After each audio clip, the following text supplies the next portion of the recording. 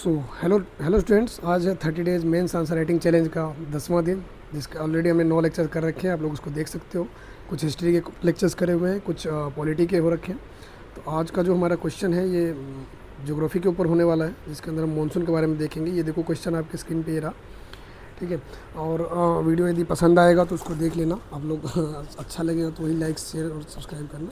वैसे कोई ज़ोर ज़बरदस्ती नहीं है। यदि आपको लगता है कि ये वर्थ इट है, मेहनत यदि कुछ तो हो रहा है, कुछ हमारे लिए इफेक्टिव है, तो तुम आप कर सकते हो। मानसून के बारे में देखेंगे। ये रहा आपके सामने क्वेश्चन। 30 सेकंड तक आप सोचो, फिर मैं आंसर राइटिंग करूँगा। जो कुछ भी कमी लगेगी सर ये भी ऐड कर सकते हो, आप कमेंट सेक्शन में बता देना। इसके अलावा जो आप लोग खुद से आंसर राइटिंग करोगे उसको इस मॉडल आंसर से मैच कराना। मैच कराने के बाद टेलीग्राम ग्रुप का जो लिंक है वो मैं आपको डिस्क्रिप्शन में डाल दूँगा। उस ग्रुप में आप लोग अपना आंसर भेज सकते हो। जो भी स्टूडेंट्स रहेंगे आपस में एक दूसरे का क्वेश्चन आंसर आप इवेल्युएट करना, सीखना कि किसमें क्या कमी है, क्या ऐड और ऑन कर सकते हैं, और प्रेजेंटेशंस वगैरह को भी मैच कर सकते हो, ठीक है। तो आज की क्लास को हम स्टार्ट करते हैं। हमारा क्लास है व्हाट इज़ मानसून। मानसून के ऊपर है। ये पहले बता दो आपको कि बिगिनर सीरीज़ है, जिसमें ये 30 डेज का चैलेंज है। इसमें हम बस ये देख रहे हैं कि हम क्या आंसर राइटिंग कर पा रहे हैं, बैठ रहे हैं 30 दिन तक। यदि हम इस तरीके से आंसर राइटिंग करेंगे तो इससे आपका जो कॉन्फिडेंस है वो बूस्ट होगा, प्रेजेंटेशन इंप्रूव होगी, और जो मेंस का जो डर है वो ख़त्म होगी। स्टार्ट कहाँ से करो? अरे भाई स्टार्ट करो ना फिर मेरे साथ। ये देखो ना, स्टार्ट कर रहे हैं हम, आ जाओ। तो चलिए शुरू करते हैं हम। तो आज का जो हम सबसे पहले तो इसमें हम इंट्रोडक्शन वाला पार्ट लिखेंगे, ठीक है। ये आप लोग को लिखना नहीं है, तो मैं बस समझाने के लिए लिख रहा हूँ। चलो इंट्रोडक्शन में हम ये लिखते हैं, a monsoon is the monsoon is a seasonal wind. seasonal wind system, seasonal wind system that brings heavy rainfall to India, that brings heavy rainfall to India। अभी भी तो मानसून ही चल रहा है मेरे भाई, है ना। So that brings heavy rainfall to India mainly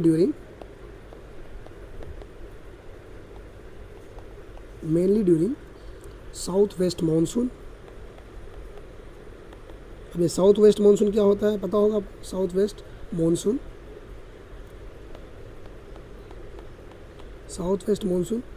monsoon season from कब से? जून से लेकर सितंबर तक, जून टू सितंबर। और it is the main source of rainfall in India, है ना। इंडिया में इसी से तो बारिश होता हो। एक और होता है जो रेडिएटिंग मानसून बोलते हैं उसको हम, जो नॉर्थ से आता है ना। नॉर्थ क्या बोलते हैं उसको? ये साउथ वेस्ट हो गया, नॉर्थ ईस्ट होता है, ठीक है। It is the main source, main source of rainfall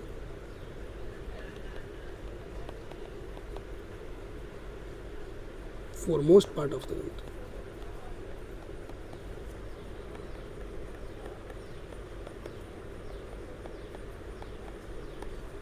देखो मैं हल्का सा आप इसमें ऐड ऑन करना चाहूँगा, ठीक है। जैसे हमारा इंडिया है,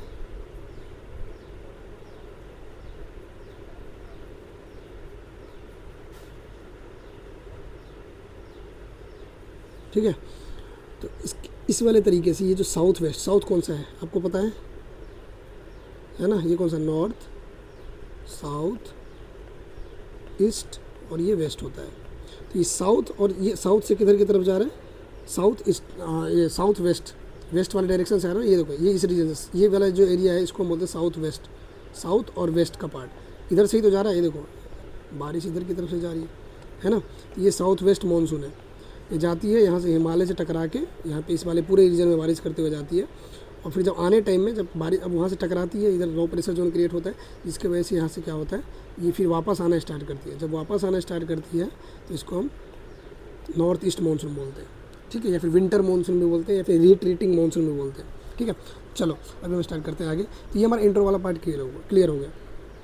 अभी हम करेंगे अभी हम करेंगे ये वाला। ये हमारा इंट्रोडक्शन हो गया, इतना काफ़ी है। अब हम बॉडी वाले पार्ट पे चलते हैं। बॉडी में लिखेंगे the monsoon is very important for India. Simple है, जो मानसून के जो गुण गा देंगे हम इसमें, है ना। The monsoon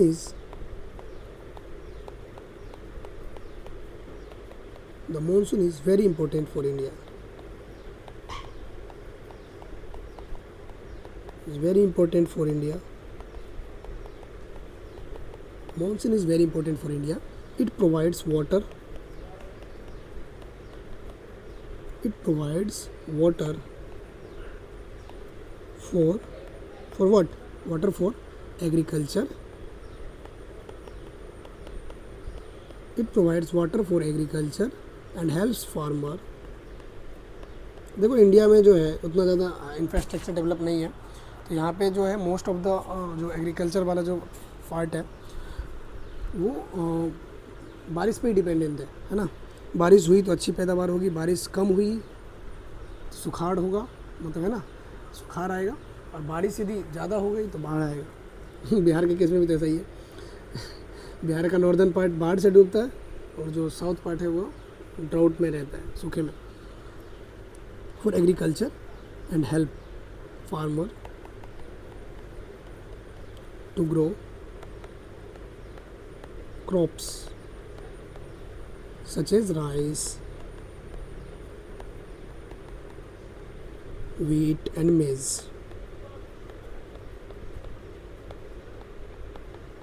Any doubt? इसके अलावा क्या करता है? इट फिल्स जो लेक्स वगैरह होते हैं उसको भर देता है। It fills reverse,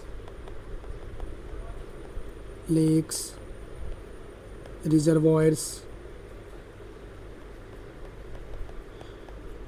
and ground water को भी चार्ज करता है। एंड ग्राउंड वाटर,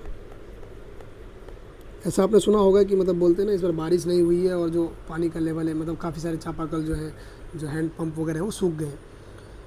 तो क्योंकि जो ग्राउंड वाटर है वो चार्ज हुआ नहीं, बारिश हुई नहीं अच्छे से, इसी वजह से तो ये ग्राउंड वाटर वगैरह वो चार्ज कर सकते हैं। Ensure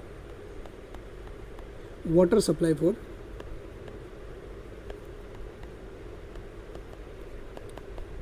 drinking and irrigation.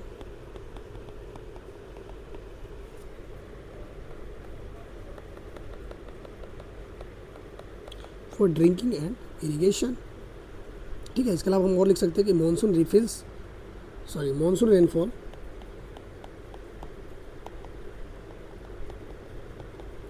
Also supports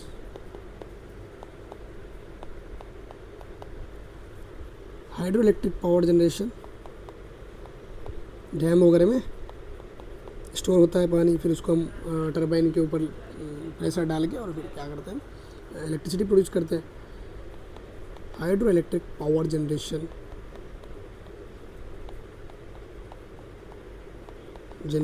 and maintains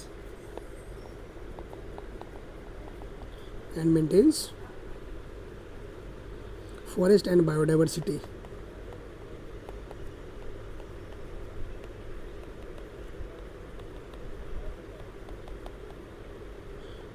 ठीक है। इसके लिख सकते हैं कि जो हमारा नॉर्मल, इसको वाइंड अप करते हैं हम। A good monsoon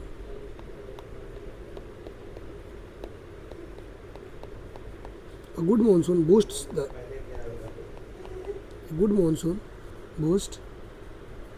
the economy,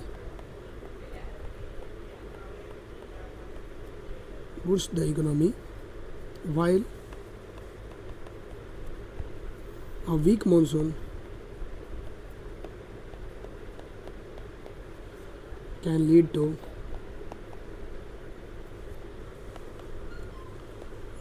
drought। अच्छा खासा यदि बारिश होगा तो हमारा इकोनॉमी अच्छा होगा, क्योंकि एग्रीकल्चर प्रोडक्ट्स अच्छे होंगे, मतलब खेती बाड़ी अच्छी होगी, फसल अच्छे होंगे, पैसे ज़्यादा होगा, है ना। यदि वही सूखा पड़ गया जिस बार, उस बार क्या होगा, ड्राउट एंड रिड्यूस्ड। जो कम मानसून होगा, वीक मानसून होगा, तो उसकी वजह से ड्राउट जो है मतलब सूखा पड़ेगा, है ना, इकोनॉमी पे भी इफेक्ट पड़ेगा। Drought and reduced agricultural production. That's it. यदि आपके मन में यदि कुछ और आ रहा है कि हम सर ये भी ऐड कर सकते हैं, देखो हमारे वर्ड लिमिट होते हैं ना, हमें 150 वर्ड में लिखने हैं, 10 मार्क्स के हैं, तो तो यदि और कुछ ऐड कर सकते, बहुत काफ़ी सारी चीज़ें हैं, तो यदि आपको लगता है कि सर ये भी ऐड कर देते हैं थोड़ा अच्छा लगेगा तो आप कमेंट सेक्शन में बताओ, ठीक है। काफ़ी, ताकि आप जिस तरीके से जिस व्यू से सोच रहे हो दूसरे स्टूडेंट्स भी सोच सके, है ना।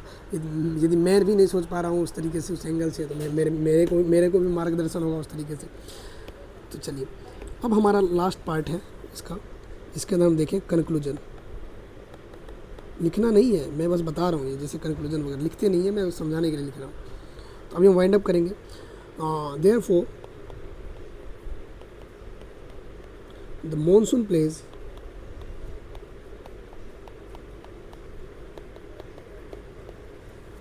a vital role in India's agriculture,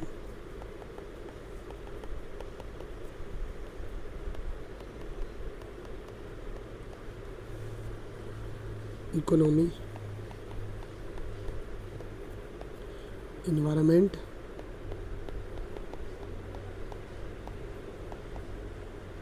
and the daily life of million people.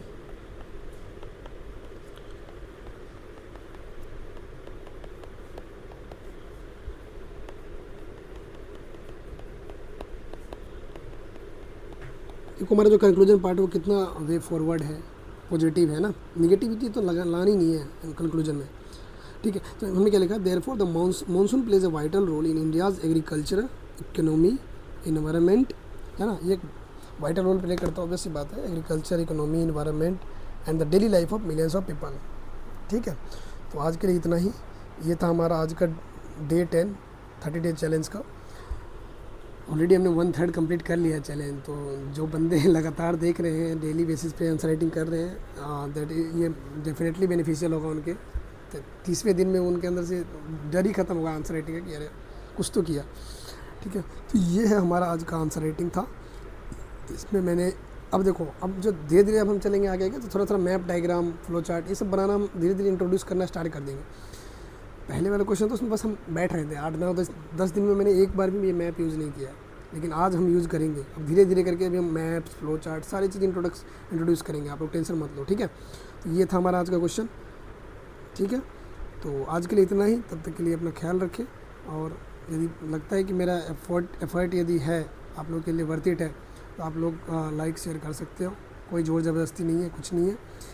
तो तब तक के लिए बाय बाय, टेक केयर, जय हिंद।